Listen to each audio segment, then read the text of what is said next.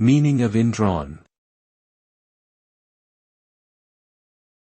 Indrawn.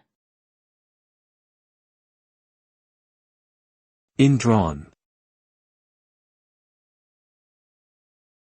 Indrawn. Indrawn. The word indrawn is an adjective that refers to something that is drawn inward or kept to oneself. It can describe a person who is shy, introverted, or withdrawn in nature.